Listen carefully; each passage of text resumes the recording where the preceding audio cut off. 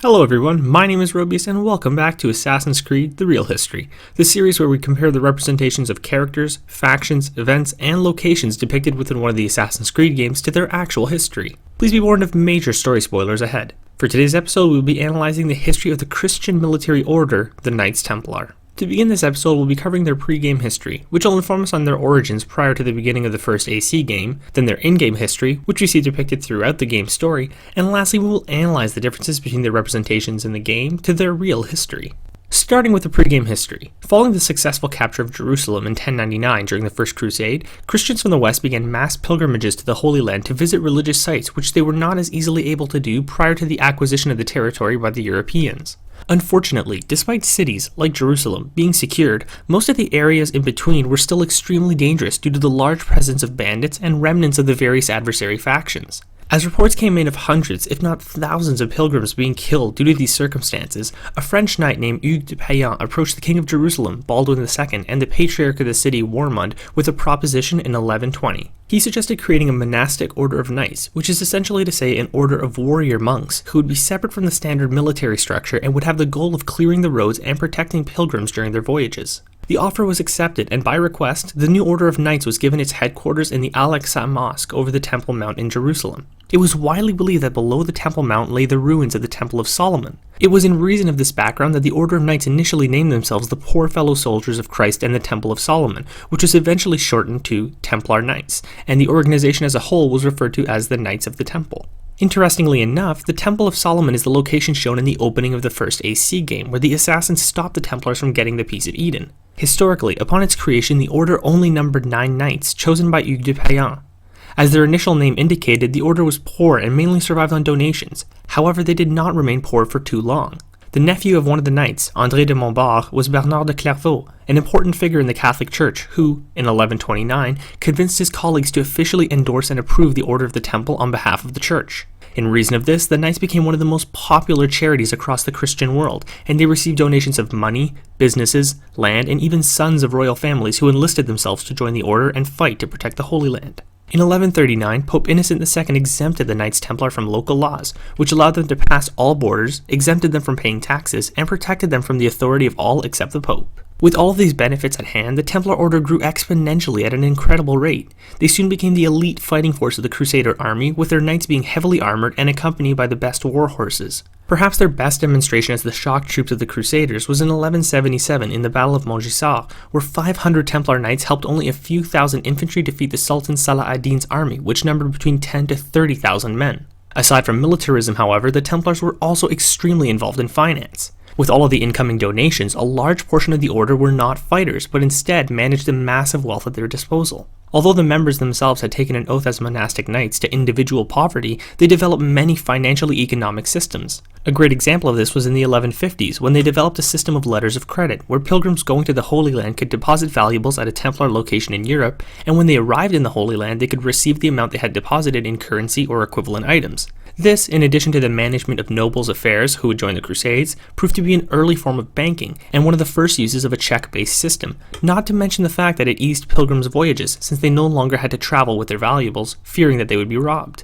With all these methods and through the use of interest rates, the Templars continued to grow their wealth, eventually owning land all over Europe and the Middle East, managing farms and businesses, building castles, expanding into enterprises with importing and exporting, and even establishing their own fleet of ships.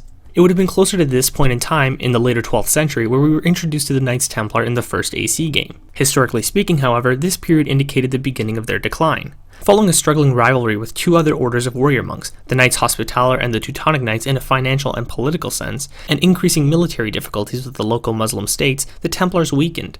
Under the Sultan Salah ad-Din, the Saracens were able to capture Jerusalem in 1187 after defeating the Templars and Crusader armies on multiple occasions. With their headquarters lost, they were forced to relocate their operations to another city, Acre. Although they remained here for nearly another century, the city was eventually lost in 1291, and they were essentially pushed out of most cities by the rallying Islamic factions who were consistently defeating their European rivals.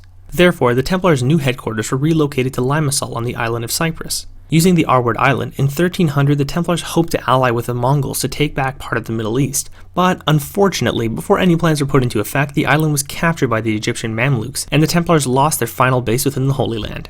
With their military abilities essentially limited, the Templars remained very present in European life due to all their financial connections. Unfortunately, this created tension in Europe since they were still exempt from all the standard laws and therefore Templar soldiers could cross borders as they pleased. In addition, the order began to indicate its intention to create a monastic state, as the other military orders had done, and this in turn angered some of the European powers. For this reason, in 1305, Pope Clement V asked for the Templar Grand Master Jacques de Molay and the Hospitaller Grand Master to meet with him to discuss the possibility of merging the orders. Although the general consensus was disapproval by both parties, Clement took the opportunity to bring up a case with Molay concerning a Templar who was removed from the order and criminally charged.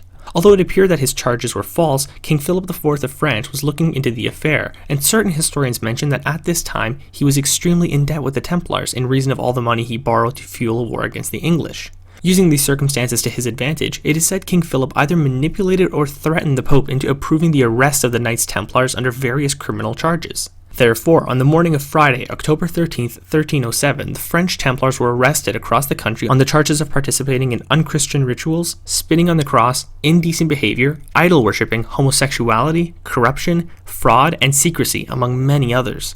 Under the Catholic Inquisition, many knights were tortured until they admitted to their crimes. However, when they were brought to trial, most of them retracted their statements, as many were educated in the ways of law and claimed that their previous statements were unfair due to the torture. Unfortunately for them, King Philip threatened military action against the Pope and therefore had the papacy officially dissolve the order in 1312 and turned over most of their assets to the Hospitallers, therefore taking care of his debt. Lastly, the leaders of the Knights Templar were then tried again, and despite denying their initial admissions of guilt under torture, they were still found guilty. The last Grand Master of the Knights Templar, Jacques de Molay, was burned alive at the stake in Paris on March 18, 1314 for the crime of heresy. It is said that as he faced Notre Dame, he claimed that King Philip and Pope Clement would soon meet him with God. Pope Clement died within a month of the execution, and Philip died in a hunting accident before the end of the year. Overall, with the death of their leadership, the remaining Templars in Europe were either arrested and tried by the papacy, absorbed into one of the military orders, or ran away to safer countries. In summary, as was the case with the Assassins, there were quite a few notable differences between the actual Order of Templars and their representation in the series. Firstly, although there have been many arguments made that the Order may have existed under another guise prior to becoming Templars, it is historically accepted that the Order began between 1119 and 1120 and lasted until it was disbanded in 1312. However, it could be noted that many sources have associated the Templars to groups which later emerged, such as the Freemasons. However, as of now, there is still no unopposable definitive answer. Therefore, this would essentially mean that the only real representation of the Knights historically would be in the first Assassin's Creed game. Secondly, as I mentioned in a previous video, although there may have been some possible confrontations between the Templars and the Assassins during the Crusades, there was never a lifelong rivalry spanning centuries between the orders. In contrast, the Templars were initially deployed to defend pilgrims during their voyages and later mainly participated in large-scale battles where they served as the Crusaders' elite units.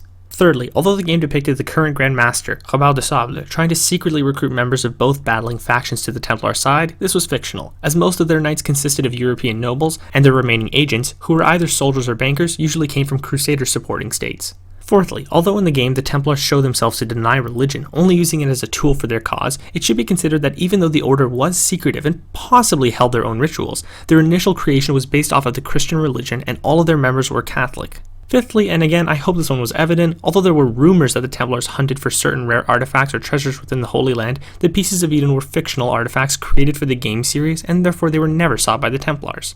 And although once again I'm certain that there are more differences that I may have missed, the few I have listed were the important ones I wanted to discuss. Despite the Knights Templar being rather fictionalized in the game, which was clearly essential to make them the lifelong nemesis of the Assassin Order, it should be noted that Ubisoft based many in-game elements either off of the real history or even rumors of that period. To name a few examples, in the opening sequence of the first Assassin's Creed game, we see the Assassins preventing the Templars from recovering the Apple of Eden from the Temple of Solomon. This is a great historical anecdote because it refers to the long-term speculation that the Templars specifically requested to be based in the Temple Mount so that they could dig beneath it and discover the long-lost Temple of Solomon and any treasures within. Most historical speculation claims that they were searching either for the Ark of the Covenant, the Holy Grail, the bones of certain saints, pieces of the True Cross, or even the Shroud of Turin. Either way, this, in addition to the way they made the Order survive far beyond its historical end by becoming a secret society, which has been theorized by many historians, truly adds to the experience the game offers and even goes beyond the standard history while still referencing it. And with that final fact, we have finished this episode of Assassin's Creed: The Real History. I hope you all enjoyed this video, and if you did, I highly recommend you try one of the Assassin's Creed games. Thank you all for watching. Please leave any suggestions for future characters, groups, events, or locations from any of the Assassin's Creed games that you'd like me to cover in the comment section below. Please rate, comment, and subscribe, and I look forward to seeing you all in a future historical episode.